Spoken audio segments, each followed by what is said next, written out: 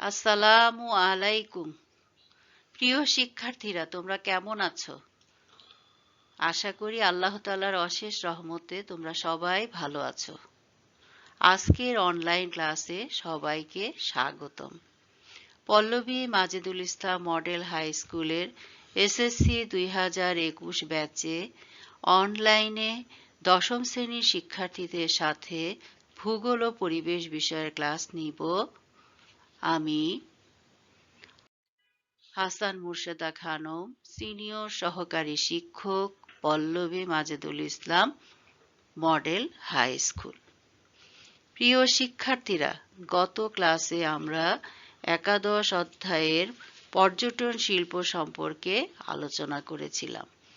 আজ যে পাঠ সম্বন্ধে আলোচনা করব তার পূর্বে আমরা এখানে কিছু চিত্র দেখতে পাচ্ছি। চিত্রগুলো খেয়াল করো। এখানে প্রথম যে চিত্রটি রয়েছে সেখানে আমরা বিভিন্ন নক্ষত্র, তারপরে চন্দ্র, পৃথিবী, ধূমকেতু, উল্কা, নীহারিকা প্রভৃতি দেখতে পাচ্ছি। আর দ্বিতীয় চিত্রটিতে কি দেখতে পাচ্ছি? এখানে পৃথিবীতে বসবাসরত বিভিন্ন রকমের মানুষ এবং মানুষের বিভিন্ন রকম সামাজিক, সাংস্কৃতিক, অর্থনৈতিক ও রাজনৈতিক কর্মকাণ্ড। তখন পৃথিবীর এই যে বিভিন্ন অঞ্চলে রয়েছে নানান রকম পরিবেশ আর প্রকৃতি। ভূগোল একদিকে প্রকৃতির বিজ্ঞান, অন্যদিকে হচ্ছে পরিবেশ ও সমাজের বিজ্ঞান। তাহলে আমাদের আজকের পাঠ হচ্ছে ভূগোল ও পরিবেশ, অধ্যায় হচ্ছে প্রথম। এই অধ্যায় পাঠ শেষে শিক্ষার্থীরা তোমরা ভূগোল ও পরিবেশের ধারণা ব্যাখ্যা করতে পারবে, ভূগোলের পরিধি বর্ণনা করতে পারবে, ভূগোল ও পরিবেশ পাঠের গুরুত্ব ব্যাখ্যা করতে পারবে, ভূগোল ও পরিবেশের উপাদানসমূহের আন্তঃসম্পর্ক বিশ্লেষণ করতে পারবে।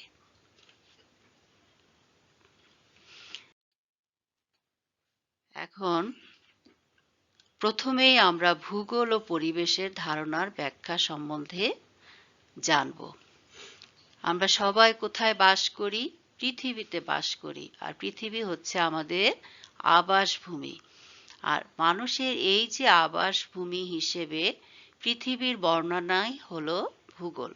তাহলে আমরা জানলাম যে মানুষের আবাসভূমি হিসেবে পৃথিবীর বর্ণনা হলো ভূগোল, বা অন্যভাবে বলতে পারি আমরা যে পৃথিবীর পরিবেশের সীমার মধ্যে থেকে মানুষের বেঁচে থাকার জন্য যে সংগ্রাম চলছে সেই সম্পর্কে যুক্তিপূর্ণ আলোচনাই ভূগোল।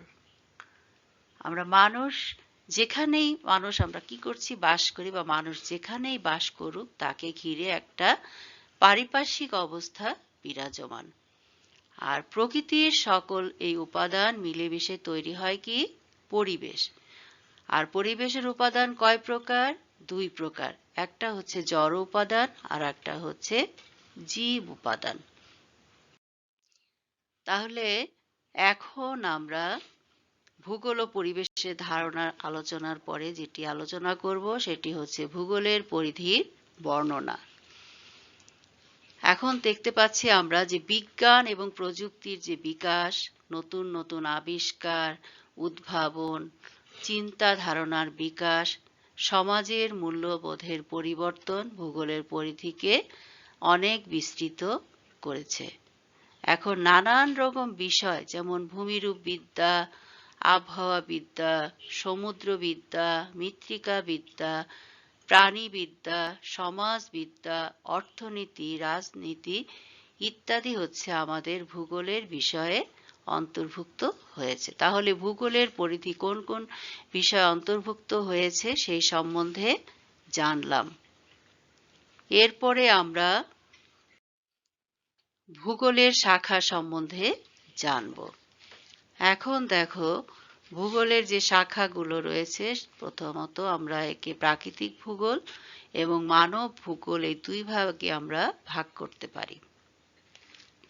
এখন যে প্রাকৃতিক ভূগোল, এই প্রাকৃতিক ভূগোলকে আবার বিভিন্ন ভাগে ভাগ করা হয়েছে। দেখো এখানে দেখা যাচ্ছে যে কি কি রয়েছে: জীব ভূগোল, তারপরে হচ্ছে জলবায়ুবিদ্যা, ভূমিরূপবিদ্যা, মৃত্তিকা ভূগোল, সমুদ্রবিদ্যা, প্রাণী ভূগোল। আর মানব ভূগোলের মধ্যে যেগুলি পড়ছে সেটা হচ্ছে অর্থনৈতিক ভূগোল, জনসংখ্যা ভূগোল, রাজনৈতিক ভূগোল, আঞ্চলিক ভূগোল, তারপরে রয়েছে হলো সামাজিক ভূগোল, দুর্যোগ ব্যবস্থাপনা, সংখ্যাতাত্ত্বিক ভূগোল, পরিবহন ভূগোল, নগর ভূগোল, চিকিৎসা ভূগোল, ভৌগোলিক তথ্য ব্যবস্থা। তাহলে আমরা ভূগোলের বিভিন্ন শাখাগুলোর নাম জানলাম। এখন প্রথমেই আমরা এখানে দেখো প্রাকৃতিক ভূগোল দেখেছি। এই প্রাকৃতিক ভূগোল সম্বন্ধে কিছুটা আমরা জানি যে ভূগোলের যে শাখায় ভৌত পরিবেশ এবং এর মধ্যে কার্যরত বিভিন্ন প্রক্রিয়া অন্তর্ভুক্ত থাকে তাকে প্রাকৃতিক ভূগোল বলে। আর পৃথিবীর ভূমিরূপ, এর গঠন প্রক্রিয়া, বায়ুমণ্ডল, বায়ুমণ্ডল, জলবায়ু ইত্যাদি প্রাকৃতিক ভূগোলের আলোচ্য বিষয়। তাহলে দেখা যাচ্ছে যে প্রথমেই আমরা এখানে ভূমিরূপ, এখানে কয়টা দেওয়া আছে? 5টা। প্রাকৃতিক ভূগোলের মধ্যে 5টা যে ভাগ, এখানে জলবায়ুবিদ্যা, জীব ভূগোল, মৃত্তিকা ভূগোল, সমুদ্রবিদ্যা, এগুলি সম্বন্ধে আলোচনা করব। প্রথমে এখানে আমাদের ভূমিরূপ বিদ্যা সম্বন্ধে পড়ব। ভূমিরূপ বিদগণ একটি গ্রহের যে নগ্নিভবন এবং ক্ষয়ী যে ভবন, সেই ভবনের ভূমিরূপের পরিবর্তন সম্পর্কে আলোচনা করে। তাহলে আমরা জানলাম যে ভূমিরূপ বিদ্যা কি কি সম্পর্কে, একটা হচ্ছে নগ্নিভবন আর একটা হচ্ছে ক্ষয়ী ভবন, ভূমিরূপের পরিবর্তন সম্পর্কে আলোচনা করে। এরপরে আমাদের আসছে জলবায়ু বিদ্যা। জলবায়ু বিদ্যা আমাদের পৃথিবীর যে বায়ুমণ্ডল, সেই বায়ুমণ্ডলের দীর্ঘমেয়াদী যে আবহাওয়ার ধরন এবং এর পরিপ্রেক্ষিতে পৃথিবীর প্রভাব সম্পর্কে আলোচনা করে। তাহলে জলবায়ুবিদ্যা কি কি সম্পর্কে আলোচনা করে সেটা জানলে। এরপরে আসো জীব ভূগোল।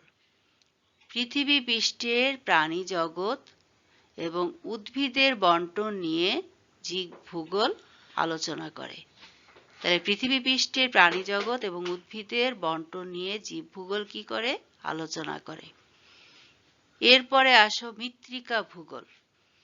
মৃত্তিকা ভূগোলবিদগণ আমাদের যে অশ্বমণ্ডলের উপরিভাগের মৃত্তিকা এবং এর বন্টন ও বিন্যাস সম্পর্কে কি করে? আলোচনা করে। এরপরে হচ্ছে সমুদ্রবিদ্যা। সমুদ্রবিদ্যা হচ্ছে পৃথিবীর প্রায় 3/4 হচ্ছে আমাদের সমুদ্র। তাহলে আমাদের পৃথিবীর কত ভাগ? 3/4 হচ্ছে সমুদ্র।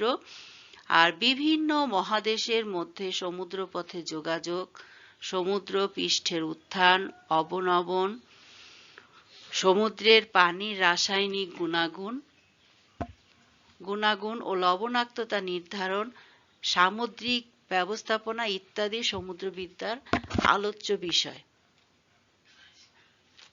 তারপরে আছো আমরা তাহলে 5টা সম্বন্ধে আলোচনা করলাম। এরপরে আসে হলো মানব ভূগোল। পৃথিবীর বিভিন্ন অঞ্চলে আমাদের বিভিন্ন পরিবেশে মানুষ কিভাবে বসবাস করছে, কিভাবে জীবনযাত্রা নির্বাহ করছে, কেন এইভাবে জীবনযাত্রা নির্বাহ করছে, তার কার্যক্রম, সে কার্যকারণগুলো অনুসন্ধান মানব ভূগোলের আলোচ্য বিষয়। তাহলে মানব ভূগোল সম্বন্ধে আমরা জানলাম যে কি কি জিনিসগুলো, আমাদের কোন কোন জিনিসগুলো এই মানব ভূগোলের আলোচ্য বিষয়। এখানে আমরা 8টা সম্বন্ধে জানবো। 8টা এখানে ভাগ দেওয়া আছে। একটা হচ্ছে অর্থনৈতিক, জনসংখ্যা ভূগোল, আঞ্চলিক ভূগোল, রাজনৈতিক ভূগোল, সংখ্যাতাত্ত্বিক ভূগোল, পরিবহন ভূগোল, নগর ভূগোল, দুর্যোগ ব্যবস্থাপনা। এখন দেখো অর্থনৈতিক ভূগোলের প্রথমে আমরা দেখতে পাচ্ছি যে প্রথম 1 নম্বরে হচ্ছে মানব ভূগোলের অর্থনৈতিক ভূগোল।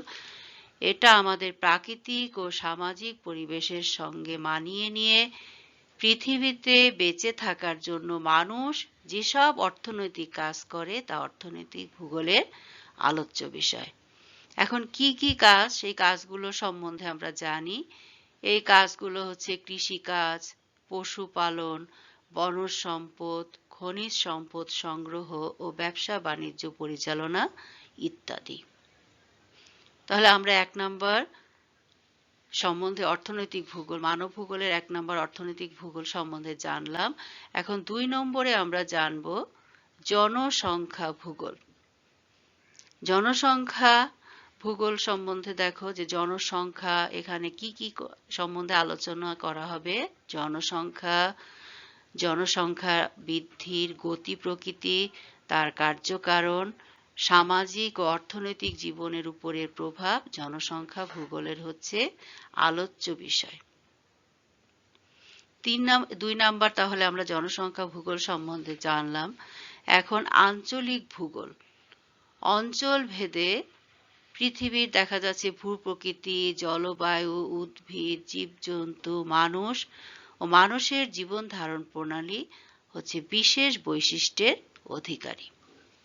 এখন এই যে আঞ্চলিক বৈশিষ্ট্য অনুসারে পৃথিবীর বিভিন্ন অঞ্চলের ভৌগোলিক বিষয়বস্তু অনুশীলন করাই হচ্ছে আঞ্চলিক ভূগোলের প্রধান বিষয়। তাহলে আঞ্চলিক ভূগোলের প্রধান বিষয় কি? যে আঞ্চলিক বৈশিষ্ট্য অনুসারে পৃথিবীর বিভিন্ন অঞ্চলের ভৌগোলিক বিষয়বস্তু অনুশীলন করা আঞ্চলিক ভূগোলের প্রধান বিষয়। তাহলে আঞ্চলিক ভূগোল সম্বন্ধে আলোচনা করা হয়ে গেল। এখন আমরা রাজনৈতিক ভূগোল সম্বন্ধে জানব যে রাজনৈতিক বিবর্তন, রাজনৈতিক বিভাগ ও পরিসীমা এবং বিভাগের মধ্যস্থিত ভৌগোলিক বিষয় রাজনৈতিক ভূগোলের প্রধান বিষয়। তাহলে তোমরা সবাই জানলে যে রাজনৈতিক ভূগোলে কোন কোন বিষয়, একটা হচ্ছে রাজনৈতিক বিবর্তন, আর একটা রাজনৈতিক বিভাগ ও পরিসীমা এবং বিভাগের মধ্যস্থিত ভৌগোলিক বিষয় হচ্ছে রাজনৈতিক ভূগোলের প্রধান বিষয়। এখন এরপরে আমরা সংখ্যাতাত্ত্বিক ভূগোল সম্বন্ধে জানব যে ভূগোলের এই শাখায় সংখ্যাতাত্ত্বিক কৌশল এবং মডেল ব্যবহার করে প্রমাণার্থ পরীক্ষা করা হয়। আর এছাড়া সংখ্যাতাত্ত্বিক পদ্ধতি ভূগোলের অন্যান্য শাখায় ব্যবহার করা হয়। কিছু কিছু ভূগোলবিদ শুধু সংখ্যাতাত্ত্বিক পদ্ধতিতে বিশেষজ্ঞ হন। তাহলে আমরা দেখতে পাচ্ছি যে কিছু কিছু ভূগোলবিদ তারা শুধুই এই সংখ্যাতাত্ত্বিক পদ্ধতিতে বিশেষজ্ঞ হন। তাহলে সংখ্যাতাত্ত্বিক ভূগোল সম্বন্ধে আমরা জানলাম কিছুটা। এরপরে আমরা আসি পরিবহন ভূগোল। পরিবহন ভূগোলবিদরা তারা সরকারি, বেসরকারি যাতায়াত ব্যবস্থা এবং মানুষ এবং পণ্যের যে এক স্থান থেকে অন্য স্থানে স্থানান্তর সম্পর্কে তারা কি করে থাকে? আলোচনা করে থাকে। এরপরে 7 নম্বর আমরা যেটা জানবো সেটা হচ্ছে নগর ভূগোল। ভূগোলের এই শাখায় কি হয়ে থাকে?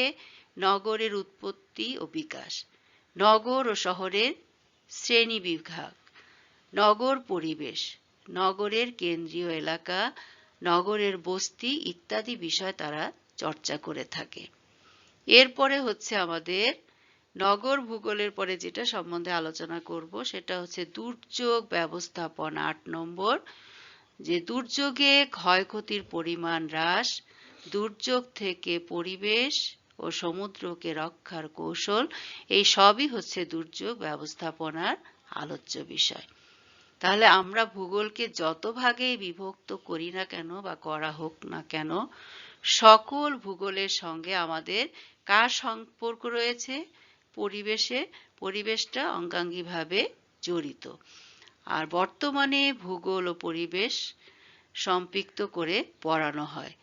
আর প্রাকৃতিক ও সামাজিক উভয় পরিবেশেই ভূগোল বিজ্ঞানে এক সমান গুরুত্ব বহন করে। তাহলে ভূগোলের শাখাগুলো সম্বন্ধে এতক্ষণ আমরা মোটামুটি কিছুটা ধারণা নিলাম বা ধারণা পেলে এর পরবর্তীতে আমরা যেটি সম্বন্ধে আলোচনা করব সেটা হচ্ছে ভূগোল ও পরিবেশ পাঠের গুরুত্ব। তাহলে ভূগোল ও পরিবেশ যে বিষয়টি আমাদের রয়েছে সেটা অধ্যয়নের মাধ্যমে আমরা কোন কোন বিষয় সম্বন্ধে জানতে পারবো তা নিয়ে আমরা এখানে আলোচনা করব এখন।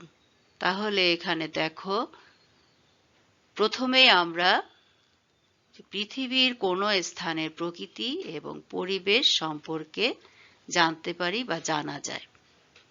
তারপরে আসছে পাহাড়, পর্বত, নদী, সাগর, মালভূমি, সমভূমি ও ভূমিরূপ। এদের গঠনের কারণ এবং বৈশিষ্ট্য জানা যায়। এরপরে আমরা আর কি জানি, যে পৃথিবীর জন্মলগ্ন থেকে কিভাবে জীবজগতের উদ্ভব হয়েছে সেই বিষয়ে বিজ্ঞানসম্মত ধারণা অর্জন করা যায়। তারপরে আমরা আসছি যে পৃথিবীর বিভিন্ন পরিবেশের উদ্ভিদ এবং প্রাণী এবং তাদের যে আচার আচরণ, খাদ্যাভ্যাস এবং জীবনধারার বৈচিত্র্য সম্পর্কে আমরা জানতে পারি। এরপরে আছে হলো কৃষি, শিল্প, ব্যবসা, বাণিজ্য, পরিবহন ও যোগাযোগ ব্যবস্থার উন্নতির ফলে মানুষের সামাজিক পরিবেশের কি পরিবর্তন হয়েছে সেগুলো সম্পর্কেও আমরা জানতে পারি বা জানা যায়। এরপরে আমরা আরো জানতে পারি যে প্রাকৃতিক দুর্যোগ সৃষ্টির কারণ, ক্ষয়ক্ষতি ও নিয়ন্ত্রণ, ভূপ্রকৃতির অবস্থান, জলবায়ুর ধরন ও যোগাযোগ ব্যবস্থার গুরুত্ব অনুযায়ী ভূমি ব্যবস্থাপনা সম্পর্কে জানতে পারি। এরপরে আমরা আরো জানতে পারি যে পৃথিবীর উষ্ণতা বৃদ্ধি, গ্রিন হাউস প্রতিক্রিয়া ও এর প্রভাব সম্পর্কে জানতে ভূগোল ও পরিবেশ পাঠ করা আমাদের প্রয়োজন। তারপরে আমাদের কি সম্বন্ধে জানতে পারি আরো, প্রাকৃতিক সম্পর্কে প্রাকৃতিক যে সম্পদ সেই সম্পদকে কাজে লাগিয়ে মানুষের অর্থনৈতিক সমৃদ্ধি অর্জন করা যায়। আর লাস্ট নম্বরে আমরা এখানে জানব সমুদ্র ও সামুদ্রিক সম্পদ ব্যবস্থা সম্পর্কে জানা যায়। তাহলে এতক্ষণ পর্যন্ত আমরা ভূগোল ও পরিবেশ পাঠের যে গুরুত্ব সেই সম্বন্ধে জানলাম।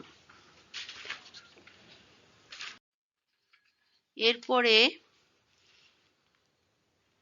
আমরা মূল্যায়ন সম্পর্কে আলোচনা করব। যে প্রিয় শিক্ষার্থীরা, প্রথম অধ্যায়টি আমরা নবম শ্রেণীতে পড়েছি, আবার দশম শ্রেণীতেও পুনরায় আলোচনা করা হয়েছিল। আজ আমরা আবার আলোচনা করলাম। এখন পাঠটুকু কতটুকু শিখতে পেরেছ তা জানার জন্য কয়েকটি প্রশ্ন করছি। আর প্রশ্নের যে উত্তরগুলো সেই উত্তরগুলো পুনরায় আমরা আবার কিছুটা আলোচনা করছি। এখন প্রথম প্রশ্ন যেটি রয়েছে সেটা ভূগোল কাকে বলে। এটা সবাই আমরা জানি যে পৃথিবীর পরিবেশের সীমার মধ্যে থেকে মানুষের বেঁচে থাকার যে সংগ্রাম চলছে সেই সম্পর্কে যুক্তিপূর্ণ আলোচনাকে ভূগোল বলে। তাহলে সবাই তোমরা এটা আগেও জেনেছো, এখনো জানলে। এরপরে 2 নাম্বার হচ্ছে ভূগোলের প্রধান কাজ কি। মানুষ ও পরিবেশের মধ্যে যে মিথস্ক্রিয়ার সম্পর্ক আছে তার কার্যকারণ উদ্ঘাটন করাই হলো ভূগোলের প্রধান কাজ। 3 নম্বরে হচ্ছে সিসি পার্কের পরিবেশের সংজ্ঞাটি কি। সিসি পার্ক এর যে সংজ্ঞাটি সেই সংজ্ঞাটি হলো পরিবেশ বলতে স্থান ও কালের নির্দিষ্ট বিন্দুতে মানুষকে ঘিরে থাকা সকল অবস্থার যোগফলকে বোঝায়। তাহলে সিসি পার্কের সংজ্ঞাটি আরেকবার আমরা জানি, পরিবেশ বলতে স্থান ও কালের কোনো নির্দিষ্ট বিন্দুতে মানুষকে ঘিরে থাকা সকল অবস্থার যে যোগফল সেই যোগফলকে বোঝায়। 4 নম্বরে হচ্ছে অগ্নিভবন প্রাকৃতিক ভূগোলের কোন শাখায় আলোচিত হয়। আমরা সবাই জানি যে নগ্নি ভবন প্রাকৃতিক ভূগোলের ভূমিরূপ বিদ্যা শাখায় আলোচিত হয়। এরপরে আমরা একটা বাড়ির কাজ নিব। তোমরা বাড়ির কাজটি সবাই খেয়াল করো। কিছুক্ষণ আগে আমরা ভূগোল ও পরিবেশ পাঠের গুরুত্ব সম্পর্কে আলোচনা করেছিলাম। তাহলে এটাই তোমাদের বাড়ির কাজ দেওয়া হলো। তোমরা সবাই লিখে নাও, ভূগোল ও পরিবেশ পাঠের গুরুত্ব সম্পর্কে আলোচনা করো। ভূগোল ও পরিবেশ পাঠের গুরুত্ব সম্পর্কে কি করবে? আলোচনা করো।